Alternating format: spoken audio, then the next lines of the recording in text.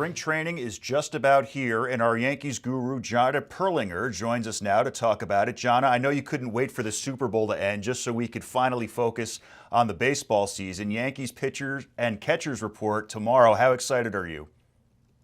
Oh my gosh, I've been counting the days. As you said, I've been counting the hours. Every time the Super Bowl comes around, that's my favorite part about it is when the clock runs out, it's baseball time.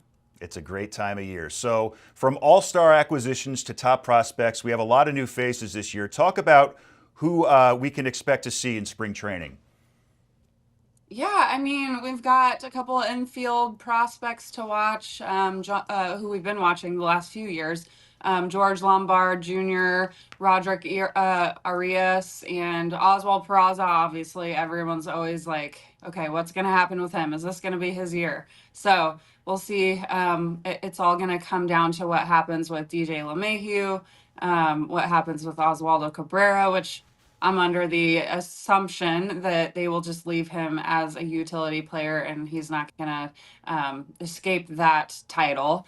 But yeah, it'll be interesting to see what happens. And then we also have some catcher prospect. I mean, we have a lot of catcher prospects, but it's going to be interesting to see who they bring in as Austin Wells' backup catcher with Jose Trevino being traded to the Reds for Alex Jackson. It'll be between him and then Carlos Narvaez, who's another prospect for the Yankees. Now, are there any offseason acquisitions you're most excited about? Oh, I think Max Fried. I'm so excited to see him in pinstripes. I think he's going to fit in really well. I'm also really excited to see how Devin Williams does. There's a big hype around him as the best closer in baseball right now, so we'll see what happens there. And then between him and Weaver and how they kind of share that like eighth and ninth inning role. Now, any of the prospects you mentioned earlier, do you think they're going to make their MLB debut this season? You know who I didn't mention is Spencer Jones, the 6'6" left-handed outfielder. So I could see him potentially making a debut, depending on whether we deal with injury. Hopefully not, but I mean, also I think we'll probably see a little bit of Oswald Peraza if the Yankees don't end up making a trade deal to acquire a third baseman. Now, as I said, the Yankees are gaining a lot of great talent this year, but they're also losing some fan favorites. Juan Soto, Anthony Rizzo, Alex Verdugo, Gleyber Torres. Are you sad to see any of those guys go? I'm always sad to see the guys that come up through the system. We've had Glaber around for a long time, so I'm sad to see Glaber go, but I'm excited about the potential improvement in the middle infield there. And then obviously you hate to see the veterans go too. Anthony Rizzo just provided so much to the organization beyond just playing.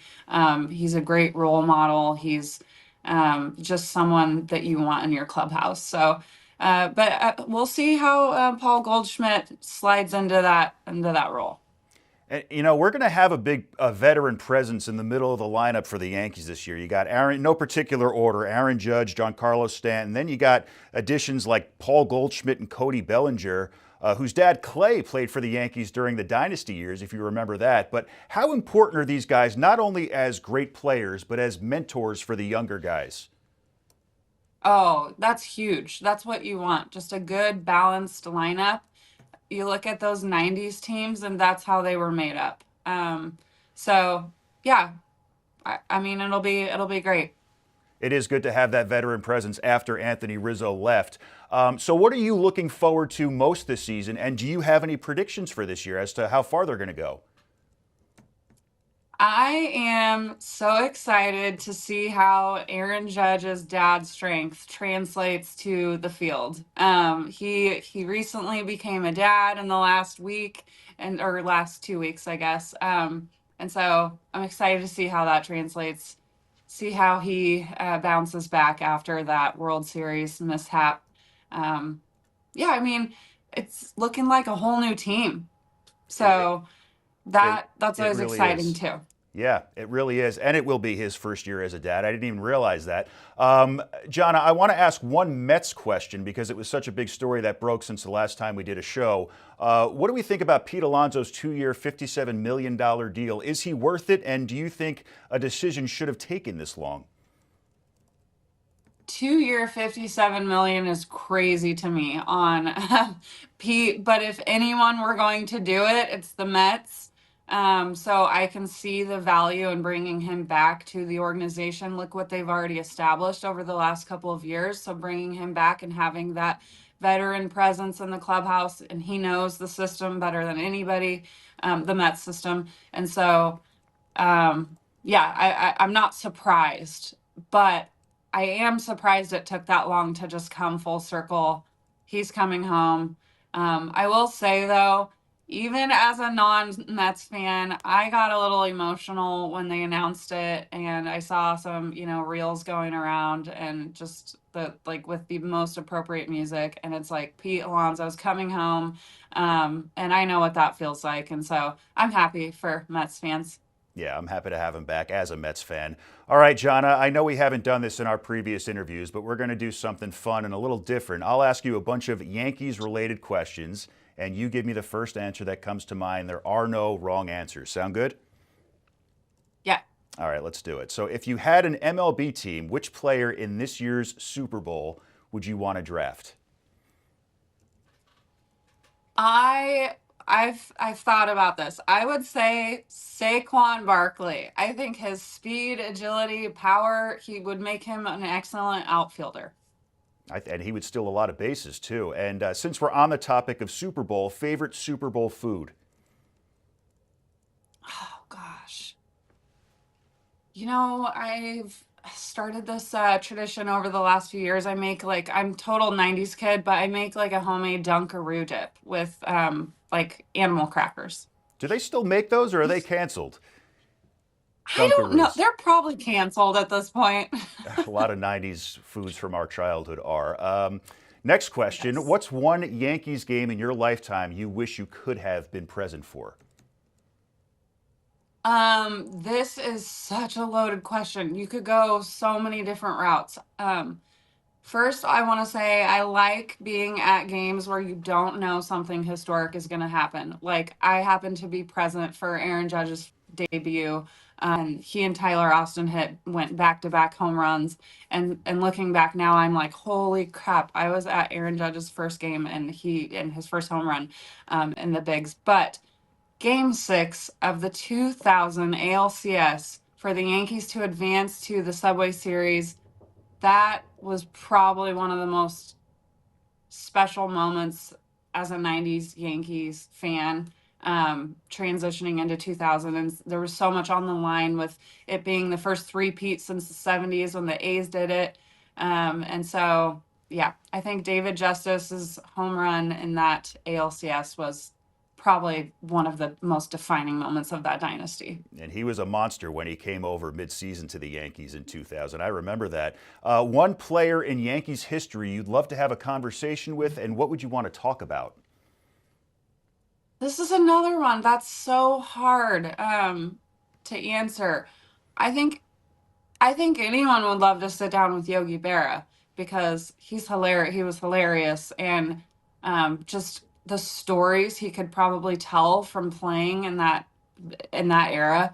And I mean, he played for so long too, like, and then coached. He had probably endless stories. Endless stories, endless Yogiisms, too. Who do you think is Mhm. the most underrated Yankee of your lifetime? I think this is a popular answer among Yankee fans, for reason, a good reason. Bernie Williams, I would say. That's the answer I had. I mean, he was, great as a Yankee, but when I think he was underrated when you compare him to the entire league. I don't think people realize how good he actually was because he's such a Yankee. But I do agree with that. Now, I think I know the answer to this next question. But most prized Yankees souvenir. Ooh, yeah. This one I've made pretty public. I have a bat, an official Yankees bat that was given to me, was broken during batting practice. Buck Showalter was the manager at the time. He saw me in the stands and he handed it to me, and I have had that bat since I was 6 years old. It's fantastic. Now, I can't wait for the 2025 season to start. Jonna, thanks so much for coming on this morning. We'll talk soon. Thanks again. Head over to ONNJ.com for the latest news and sports anytime.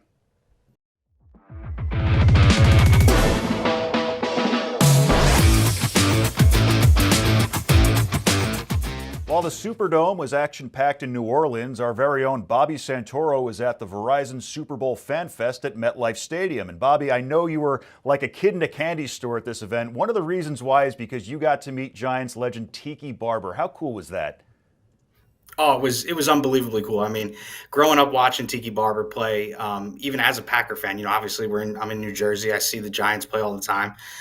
It was incredible, and listening to him on WFAN has also been great. And he was everything that everyone talks about. He's such a nice guy, and he was just willing to talk. We talked after I interviewed him as well, and just talked football, talked about life. It was awesome, and it was a surreal experience for sure. He is a true class act. Now, were there any other Giants legends there that you got to meet? Yeah, so there, Sean O'Hara was there, which was cool. It was cool to see him. Kind of got to talk to him for a little bit, as well as even some Jets players too. Bart Scott was in attendance. Nick Mangold, didn't get to really talk to Nick Mangold, but I saw him. You can't miss him. So obviously recognized him. It was very cool because a lot of them, what they were doing was they were doing these. They had a bunch of drills and activities placed for a bunch of fans, and they were helping out the fans. They were helping run some of these, and it was a really cool event and cool scene to have them kind of integrated with everybody. And while a lot of South Jersey fans were interested in the big game because the Eagles were in the big game, a lot of North Jersey fans were more excited about this event. So how was the turnout? It was very good. The turnout was incredible. I mean, I know they were doing it throughout a bunch of stadiums throughout the country, and I think from everything I saw, there should be no reason why they don't do it again. Now, unless one of our teams are in the Super Bowl, that might be a little different. But yeah, it was definitely an amazing event. A lot of people showed up. It was, you had families coming, you had just fans in general. We were able to talk to a bunch of them yesterday, asking about what they thought of this. It was kind of a first of its kind.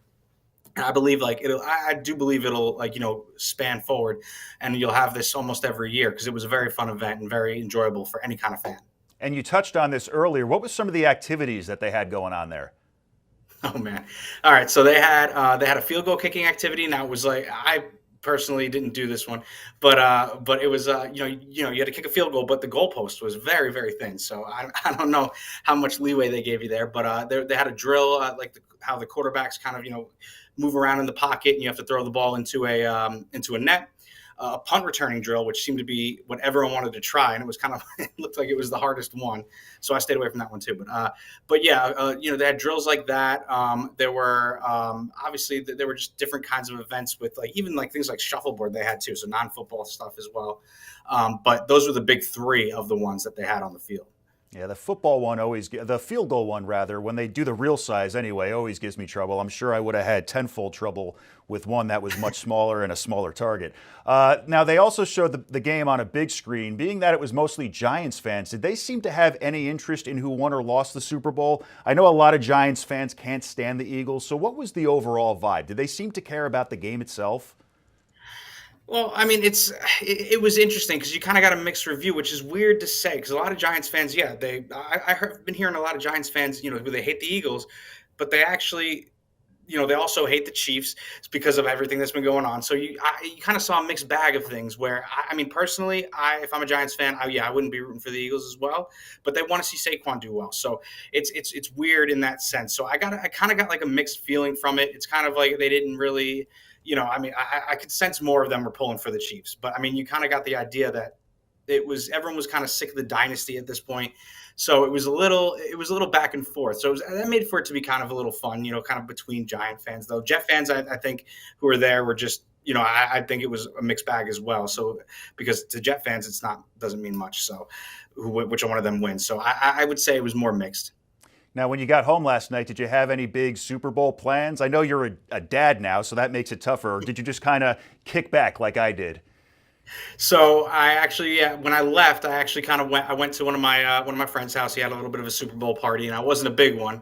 And it's getting to the point now where we're actually like me and my friends are getting outnumbered by our kids now almost. So it's getting a little bit it's getting a little crazy there. But we stayed till about the end of halftime and had to take my daughter home. And after that, yeah, kind of just kicked back and relaxed. It's I mean I love the Super Bowl. I love all the food. I love everything about it. But there comes a time now where I'm just exhausted at the end of it. So unless it's one of the local teams, I mean I watched the whole thing, but I'm not staying out the whole time. I'll just kind No. of kick back. I totally get that as a fellow father. Well, Bobby, stick around because we still need to talk about the game itself. When we come back, we're going to dive deeper into Super Bowl 59. Stay with us.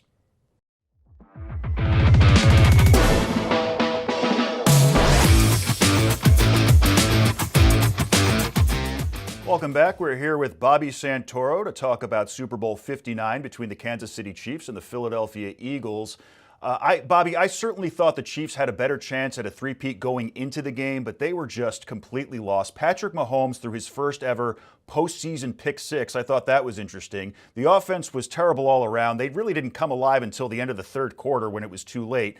What do you think made it so tough this game for the Chiefs? Because this wasn't close.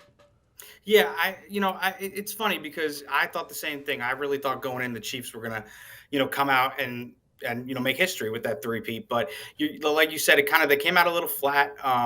It seemed to me like it was one of those scenarios where if you ever think of the movie Rocky 3, right? You think of how Apollo says that Rocky, once he's been at the top, he's lost the eye of the tiger, that will to win. Now, I'm not saying they lost the will to win, but it's almost like that up until this point they kind of just expected it, and they ran into a team in Philly that, especially with they even said it. I believe Jalen Hurts even said it, that with all that three-peat talk throughout the week, throughout the weeks leading up, that kind of made them a little more hungry, and the fact that they had lost to the Chiefs prior. So you saw them run into a team that was truly hungry for it, and they just flat out, yeah, they got outplayed. I mean, Mahomes with those interceptions, I mean, he barely had time to breathe out there as well. So I mean, it was a dominating performance. I mean, it didn't make for an entertaining Super Bowl, but it was still like it was great. It was amazing to see a team really want it and go out there and get it. Well, let's talk about the other quarterback, Jalen Hurts, because he was good both with the running game and the passing game.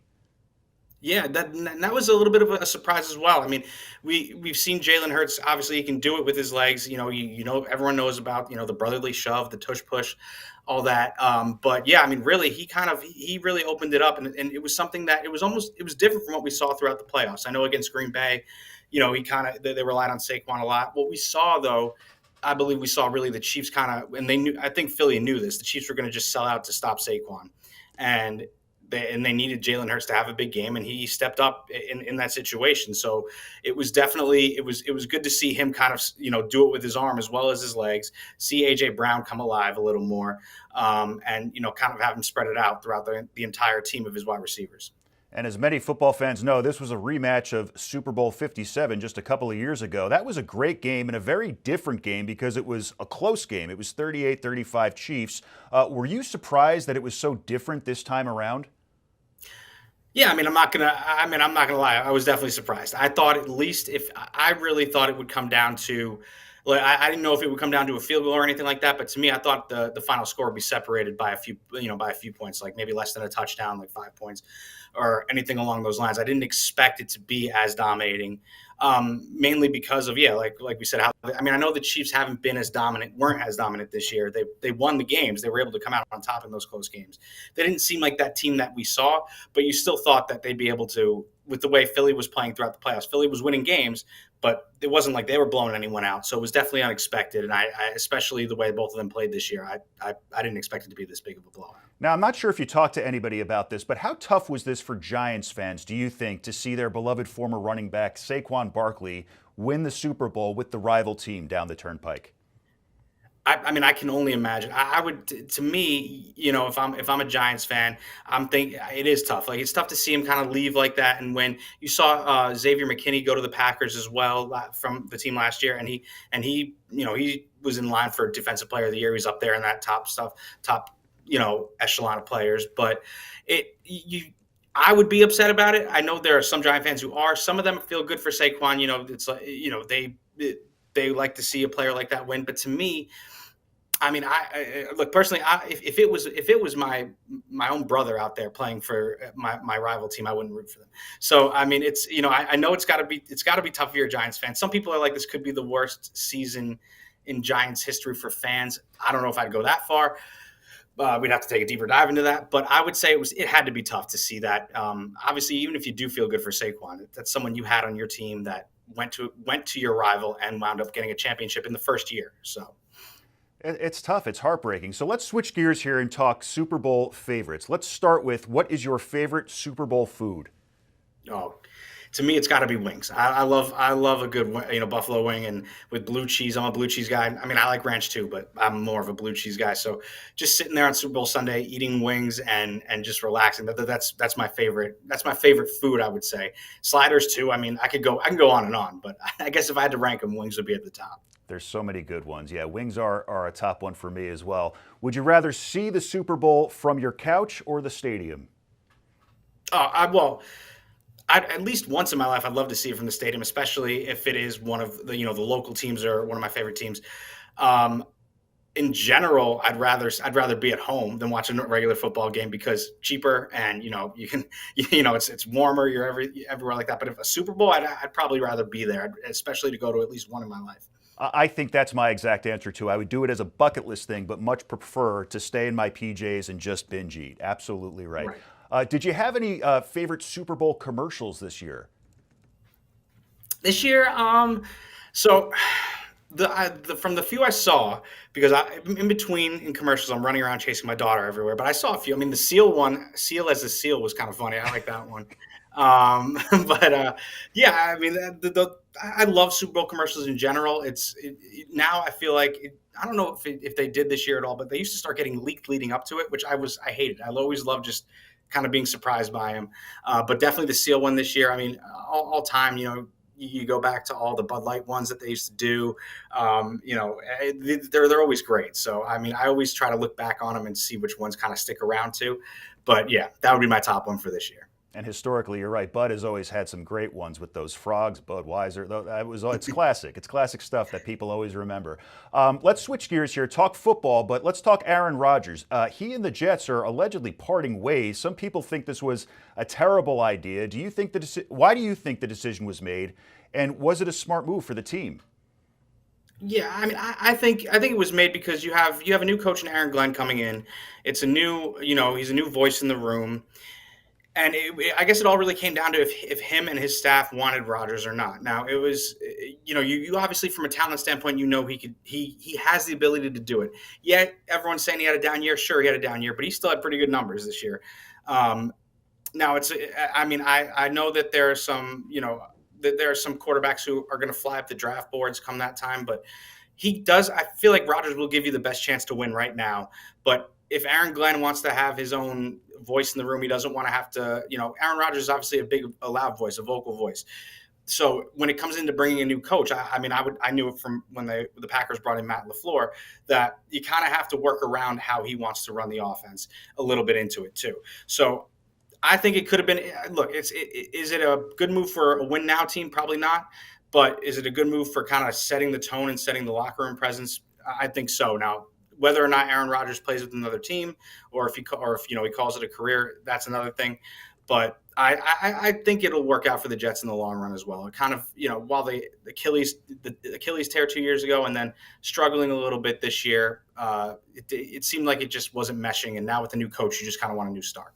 I totally understand the move. And finally, I want to talk about this. 4 players were just inducted into the Pro Football Hall of Fame: Eric Allen, Jared Allen, Sterling Sharp, and Antonio Gates. That's your class of 2025. Now, Giants legend Eli Manning was on the ballot for the first time, but came up short. I know he wasn't the best quarterback of his era. He had so much competition in that field. But he still has a Hall of Fame resume as a 2-time Super Bowl MVP and a 4-time Pro Bowler.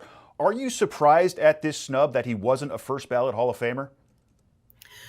I was because obviously, look, everyone knows, he wasn't a great regular season quarterback, but and the only 2 times that they won the Super Bowl, every other year that they didn't win the Super Bowl, they were kind of one and done. But I mean, you think about it, those Super Bowl runs, I mean, they're all on him. And those 2 Super Bowls, he's the MVP of them. And you can't deny, you can't take that away from him. So I really thought he was going to get elected on the first ballot. The fact that he wasn't it was shocking to me. It's kind of like, wow, I didn't think anyone would do that. I see why some people would kind of hesitate to him, but he absolutely deserves to be in the Hall of Fame in my eyes. And I really thought it should have been in the first ballot, but I'm sure he'll get in next year. I know some people are worried that if you have detractors for him now, like, will they ever vote him in? There's no reason why he should not. He's a Super Bowl champion. He's a Super Bowl MVP. And he's the reason why the Giants won those. He beat Tom Brady twice in the Super Bowl too. Let's not forget. So he has more than enough of a resume to get in. It was shocked, but I think he'll get in next year. If not next year, I would hope within the near future. But I would say next year. Yeah, I think he's for sure going to get there. Bobby, thanks for taking all the time this morning. I really appreciate your coming on. Yeah, absolutely. Thanks for having me. Football's over. It's baseball season now, so let's see what happens. Can't wait. We'll have you a lot in the future on the show for that. Thanks so much again. Thanks, Mike. Head over to ONNJ.com for the latest news and sports anytime.